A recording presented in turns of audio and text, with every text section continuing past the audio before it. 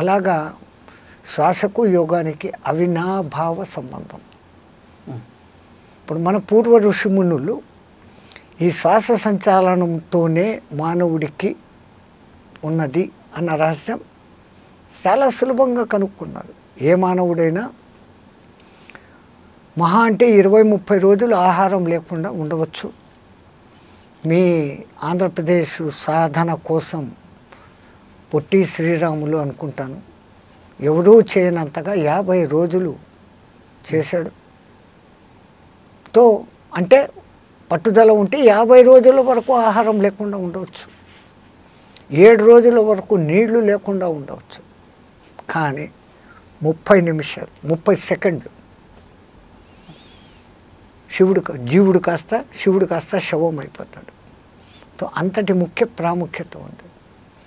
పరమాత్ముడి విచిత్రమైన ఈ దేహ నిర్మాణంలో కళ్ళు అనేది బహువచనంగా వాడుతున్నాం, చెవులు బహువచనంగా వాడుతున్నాం. కానీ అవి చేసే పని ఒకటే. కళ్ళు కేవలం చూస్తుంది, చెవులు కేవలం వింటుంది. ముక్కు అన్న దాన్ని ఏకవచనంలో పిలుస్తున్నాం, అది చేసే పని 2 చేస్తుంది. వాసన చూడటం, వాయువు పీల్చడం. వాసన చూడలేకపోయిన మనిషి కూడా వాయువును పీల్చకపోతే ఉండలేడు, వదలకపోతే ఉండలేడు. పీల్చాలి, పీల్చింది అలాగే పెట్టలేడు, పెట్టింది వదలాలి. ఇంకా నోరు, అది 2 పనులు చేస్తుంది. నోరు అని ఏకవచనంతో పిలుస్తున్నాం, పనులు 2, రుచులు చూస్తుంది, మాటలు ఆడుతుంది.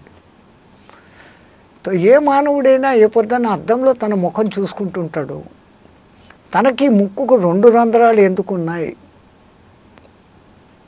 అన్నది ఏ మానవుడు సామాన్యంగా ఆలోచించాడు, యోగి ఆలోచిస్తాడు. మానవునికి 98.4 సెంటీగ్రేడ్ అనేది ఒక టెంపరేచర్, నార్మల్ టెంపరేచర్.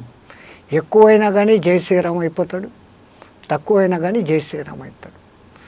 ఆ ఉష్ణోగ్రతను సమశీతోష్ణంలో ఉంచేదానికి పరమాత్ముడు మనకు చంద్రనాడి సూర్యనాడి అన్న పేరు మీద ఈ 2 ముక్కు రంధ్రాలను ఇచ్చాడు. కేవలం శ్వాసనే కాదు, అక్కడ ఈ నాడుల ద్వారా అతనికి టెంపరేచర్ పెరిగిపోయినప్పుడు చంద్రనాడి ఆటోమేటిక్గా ఎక్కువగా పనిచేసి తిరిగి టెంపరేచర్ను నార్మల్కు తెచ్చేకి తన వంతు ప్రయత్నం తాను చేస్తుంది.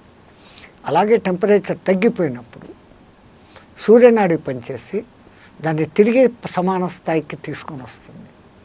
ఆ పరమాత్ముడు చేసిన అద్భుత నిర్మాణంలో ఇటువంటి రహస్యం.